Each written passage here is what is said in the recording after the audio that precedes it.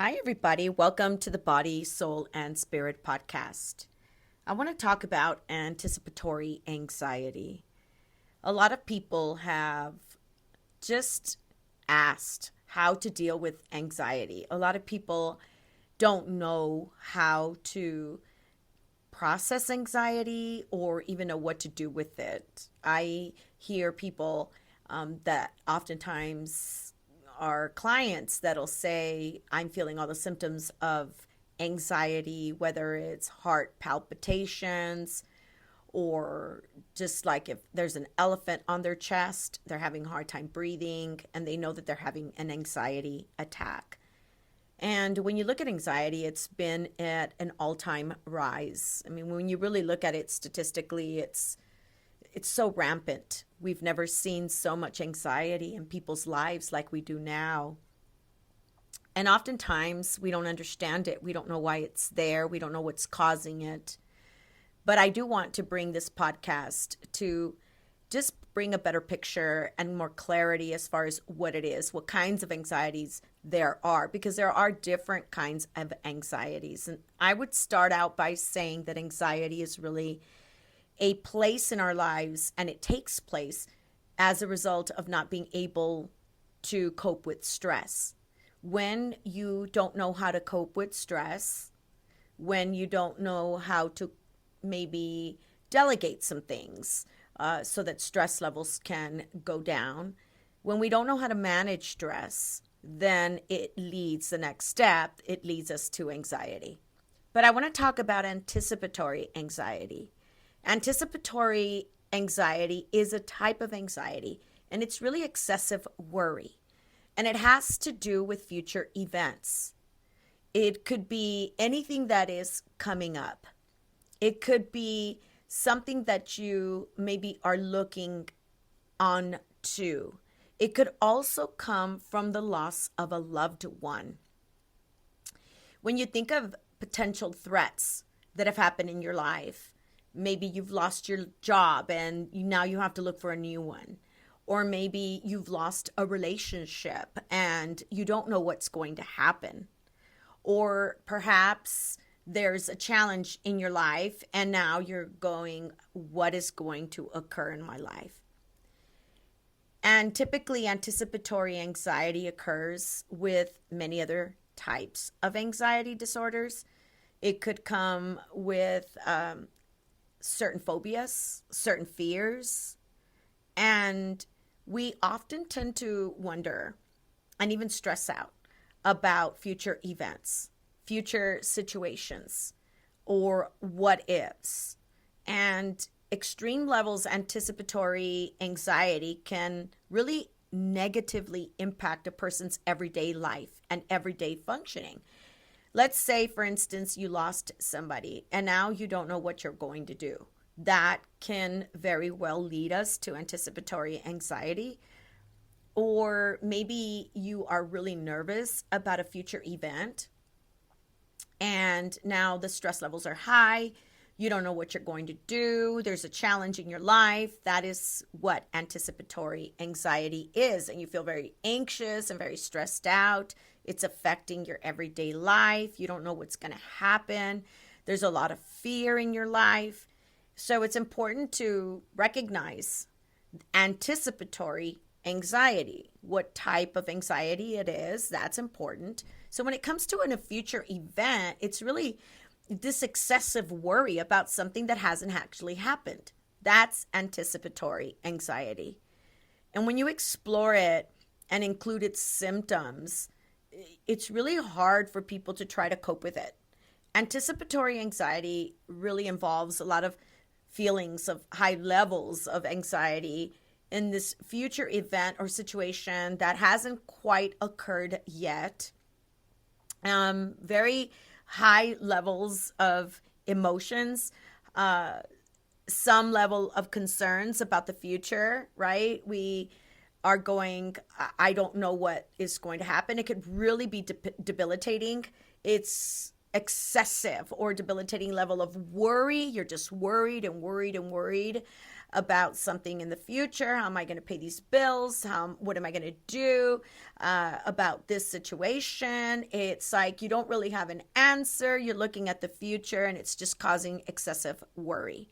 Maybe you got news recently, a report, and you're like, what is going to happen in my life? So it really has a tendency, when you look at anticipatory anxiety, to look at and focus on negative outcomes. So rather than looking at the future event from a positive perspective and look at the positive outcomes that could come as a result of, let's say, for instance, you lost your job, now you're looking for a new one. You've got this interview that's coming up, you haven't had it, and now you're really nervous. You have high levels of anxiety. You have this high debilitating level of worry, excessive worry. You're thinking at all the negative possible outcomes without focusing on positive ones. Let's say you really bomb the interview you haven't had yet, let's say, for instance, and rather than looking at it as, oh, well, I'm going to learn from that, what to do, what not to do, you look at all the negative outcomes. So anticipatory anxiety is really a focus on a negative outcome from a future perspective, from a future event, a future situation. People with anticipatory anxiety really feel anxious, and it usually lingers for hours, days, weeks. It can even go on for months before the actual event or before anything actually occurs. Now, when we experience anticipatory anxiety, typically it's before something, it hasn't happened yet, and we're looking at maybe what ifs, what if this happens? Let's say potential future occurrences, not necessarily something that you have an event for, but it could also be potential future occurrences, like you're already anticipating like a future event, a future occurrence, like, oh, there's going to be a disaster here, or you hear of a hurricane and it's going to hit my city, and you're already anticipating that event is going to happen, a natural disaster, or, oh, I'm going to be attacked, or oh my gosh, this loved one's going to die, or, oh, this relationship's just going to break up. You're anticipating something. That is anticipatory anxiety. It's not necessarily a disorder, but it's a symptom of other anxiety disorders like social anxiety, etc. So this anticipatory anxiety really causes people to feel very nervous, very fearful about the future. You spend time dwelling on the worst case scenarios regarding certain situations. When you experience this type of anxiety, typically this type of anxiety, it can differ from one person to the other, right? We all handle situations differently, but it can lead to a lot of intense feeling, symptoms, and it could last long, right? So you have this feeling of dread. It's almost like this feeling of dread. You almost feel like, I'm dreading it. I'm dreading going through this. I'm dreading the process, right? You feel tense. You feel jumpy, restless, irritable. You are anticipating the worst. You're thinking the worst about a situation. You're now being watchful, and you're always looking for signs. And it's like, yeah, I feel this in my body. I feel that in my body. Or what if? And, oh yeah, they say that this, and this is what this is like. And now I'm feeling that in my body. So you're looking for the signs of danger. Your heart races. It's pounding. You have shortness of breath, headaches, fatigue, insomnia, sweating, tremors, twitches, upset stomach, frequent urination, diarrhea. Those are all symptoms, believe it or not, of anticipatory anxiety. And it's almost like we don't know how to react or respond when it comes to stressful situations. And it can become a problem when we have excessive worry, when we have excessive fear. And now it's even impacting your well-being. It's impacting your functioning. There's so many other anxieties that can also come in your life that it's not necessarily just a future event like anticipatory anxiety, but there could be so many other anxieties attached to that one. There's anxiety that's generalized, right? It's just you're just a nervous person, or you may have a social anxiety or a phobia in particular, or panic type of disorder. And it's just really, when you think about it, experts, they don't really fully understand the causes of anxiety, but it comes from a variety and a combination of different things. Maybe you grew up in a very anxious environment and it runs in your family. Mom was very anxious, dad was very anxious, or your caregiver was very anxious, or your nervous system was always on high. It was always on fight or flight. Maybe you, in your life experiences, there were just traumatic events, and this really kept you in high levels of stress, right? So now you're triggered a little bit easier than other people. Oftentimes you could see it in thyroid disorders. When people have heart disease or thyroid problems, it can actually contribute to anxiety. When you look at certain medications that maybe you're taking, that also can be a factor when it comes to anxiety, because some medications, believe it or not, it could be a side effect of some medication that you are taking. Maybe you're experiencing just extremely high levels of stress, and you might have to just take a step back and look at your life and go, what do I need to say no to? Sometimes drug abuse and alcoholism, or also alcohol intake, can be a factor involved in anxiety as well. So that's something to really look at, because when you look at anxiety, it's really fear-based thinking. It's futuristic, emotional.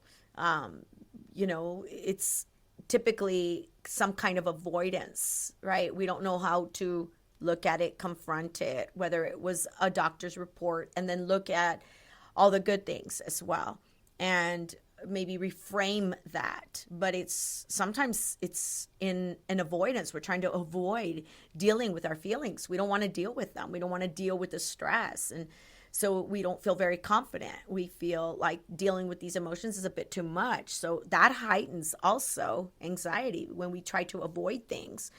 Oftentimes you have to look at the story that you're telling yourself behind that. And that could be a reason for the stress too, because you're telling yourself a story and a narrative that is really not concrete. You have nothing concrete. There's no reasoning behind, or nothing concrete in regards to that reasoning, right? It's just a story that you keep telling yourself over and over and over again. And it has this negative story to it. But if we're not careful, it could really lead to situational depression. And so we got to kind of look at it in terms of, what story am I telling myself? How am I dealing with stress? Because anxiety is really a reaction to stress, and it interferes, right, with our daily activities. It's always looking into the future, and it doesn't let you live in the now.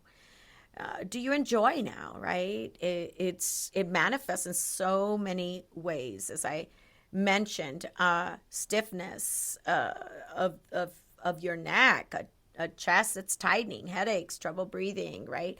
And oftentimes when you look at anxiety, oftentimes when I talk to clients, I always think of, and I'll ask them, right? Because oftentimes I know it's fear-based, but I'll ask, like, what is it that we're not confronting? And why do we not confront it in a way that would allow me to process this stress in a positive way? What are some things that I can tell myself that now I can reframe those things that I'm telling myself, because it's futuristic.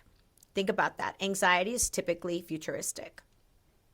And when you look at your life, it's looking into the future in a negative way. You're telling the story in a negative way. So one of the things that I want you to think about is, typically when that anxiety is rising, you'll see that it's fear-based. And fear doesn't do anything for us, but everything against us. Fear, and I love its acronym. Somebody once quoted it: fear is nothing but false evidence that's appearing real. It feels real to me, when in reality it's just false evidence. It doesn't necessarily mean that it's truth. So the way I would challenge the anxiety that's going on in your life is, I would definitely look at, what are you trying to avoid? I would also look at, what is the story that you're telling yourself when it comes to your future? And what are you trying to avoid? The more we avoid dealing with our feelings, the more we avoid dealing with the stress, the less confident that we're going to feel about dealing with those feelings. And that heightens our anxiety when we avoid things. We were not our human creation. God did not design us to avoid. God designed us to confront in a healthy way. I might have to do some reflecting, some self-awareness to be able to go, what story am I telling myself that is causing this anxiety to go way high? Whether it's anticipatory, whether it's any other kind of anxiety. You were not designed to live with anxiety. You were designed to live with peace.